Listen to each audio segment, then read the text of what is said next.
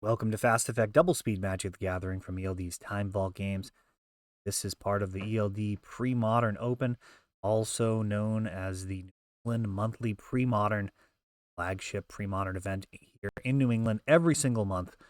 100% of the entries as credit, along with a custom wooden deck box for a first, and those boxes have been evolving quite nicely. They are really improving. Probably this the best deck box on the market. So it's not quite on the market yet. You're mostly only going to be able to get those winning one of these events for Legacy and our other opens as well. Tom on Landstill, John on Red Green Oath. He's landed a Sylvan Library, which could potentially bury Tom here. Mulch is denied. Now that card should, for the most part, with the Sylvan Library, always be drawing 2 lands at least. If you leave 2 lands on top of your library, fire off of Mulch, get those 2, and then potentially 3 or 4 lands. Cards underneath are unknown. A lot scarier.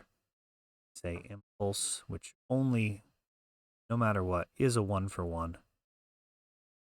3/3 Terravore. Treetop Village, representing a pretty reasonable clock here.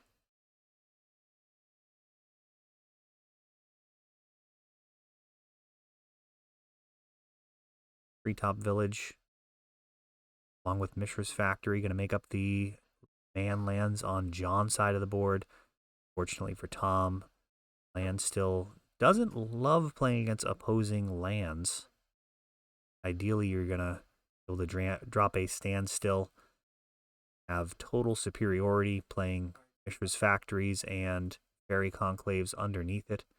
He does find a copy of Dust Bowl, however, which gives him just a excellent answer to opposing man lands, as long as it stays on board.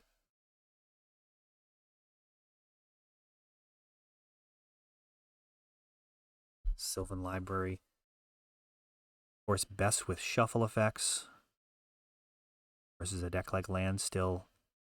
There is an art to it. You want to go up on cards. You don't want to carelessly throw away life. Kind of suboptimal cards, however. These cards are actually worth the 4 life that you're paying for them. Treetop Village stands up. Swords to Plowshares. Of course, Tom could have used Dust Bowl to take it out.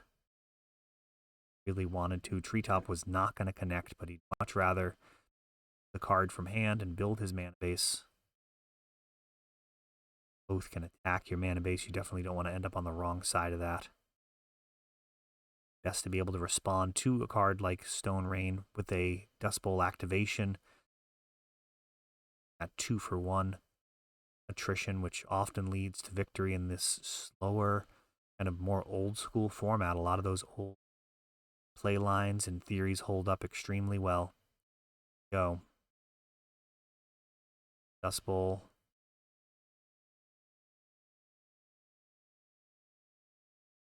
Checking the text on some cards here.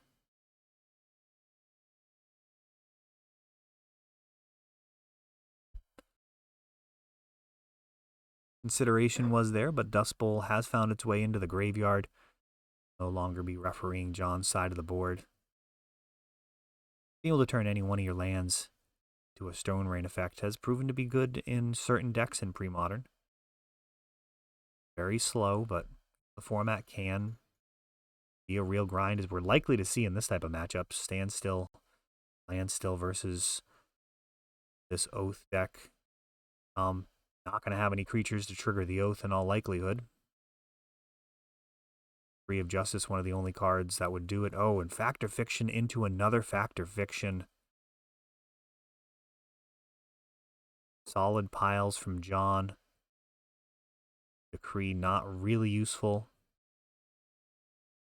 That other Factor Fiction making its way to the graveyard. So Tom still gets 3 good cards, including a counterspell. Deal Haymaker card. Factor Fiction. Kind of beyond. You could think about a baseline as 4 mana to draw 3.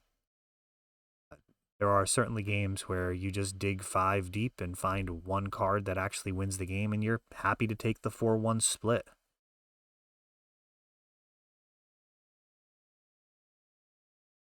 Of course, your opponent can also make bad piles, which is always delightful.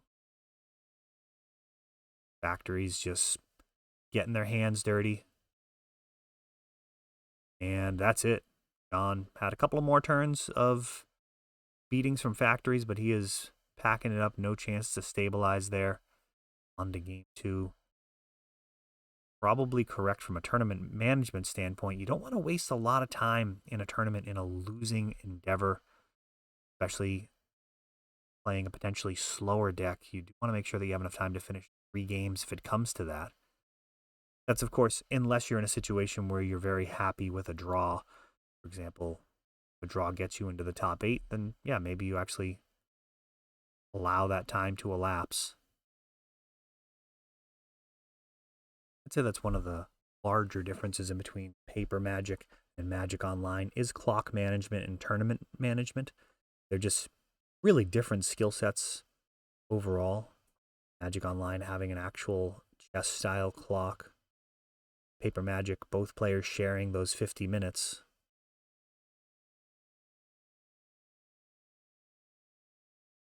Top Village to start out for John. No Sylvan Library. Turn 2 play potentially. Or too much counter magic gets up. Though, really, from turn 1, Tom could represent a null, a 1-mana counter in this format. Quite solid out of sideboards. Factory closed out that last one. On with a Stone Rain. Different art than this, but at one point was the printed card in all of Magic outside of Basics. I think it might still be. Let me know in the comments. Version. Put it in pretty much every set for a while. Every block.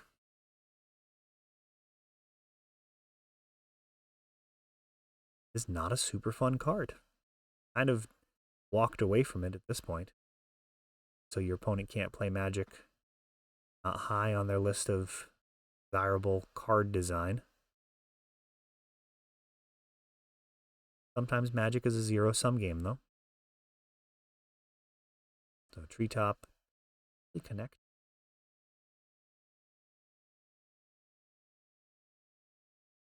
A Factor Fiction gets Pyroblasted. I was going to say I'd be happy to take the 3 damage from that Treetop just to resolve a Factor Fiction and pull further ahead. Instead, it gets denied for just 1 mana and 1 card. Treetop continues to get after it. Got that Wasteland. This should probably be a little bit of a standoff. If Tom does tap that Dust Bowl for any reason, if he tries to activate it, that would be a time where John could fire off that Wasteland profitably. Fire it off at Tom's Dust Bowl, for example, he's going to have the potential to just chuck it at your Treetop Village, getting that 2-for-1. It's a key card right now. This Treetop has done a lot of work. The Factory on the other side will be able to trade, be able to block and then tap. Not this turn. They'll still have Summoning Sickness. Final time. Factory as well. Will this be able to overwhelm Tom? Factory of his own. Oh, and another one. Board getting clogged up. These lands have alternative plans. Sides tapping for mana. I've got a couple of Wastelands.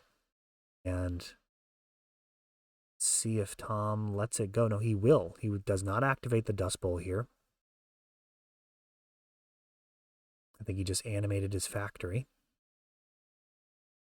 Interesting decision. Could have animated the other Factory and then pumped it. That might have been a more stable line. How you would have handled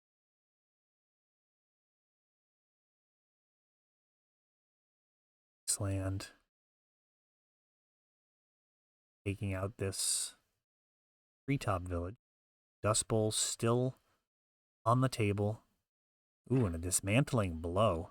3-mana disenchant. The upside on that card is you can kick it for 2 and a blue to draw 2 cards.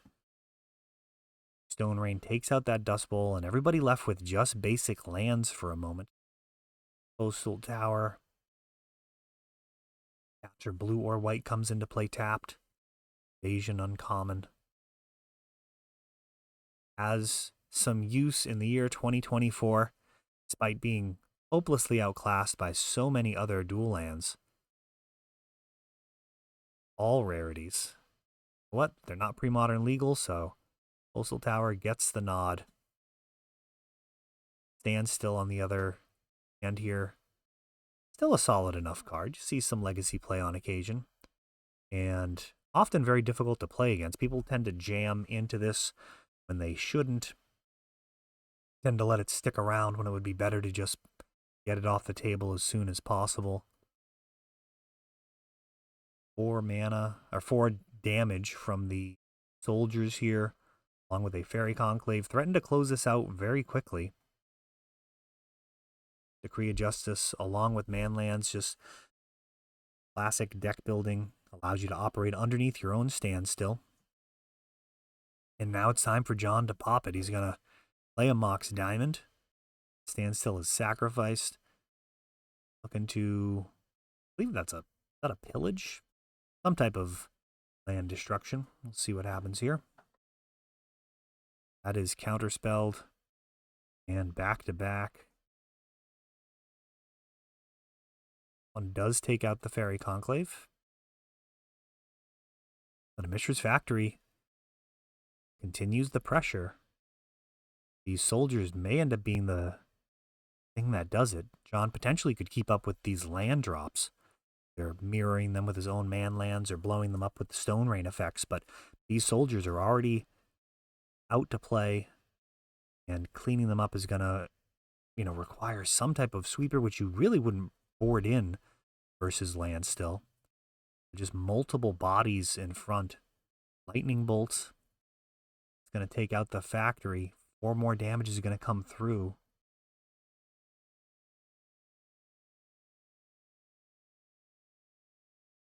Seal of Cleansing. Insurance against a potential Oath of Druids. Flashback Call of the Herd. Swords to Plowshares eliminates the elephant, but does give back a turn, essentially. Another lightning bolt. And will this factory be able to block one of these soldiers? If so, might look like stabilizing. Pushing through 3, then 2, then 1. That's only 6 total damage. This bolt resolves and takes out the Fairy Conclave. This blocks and removes a soldier. He could be in shape. No. Swords to Plowshares takes it out. A full 4 come in.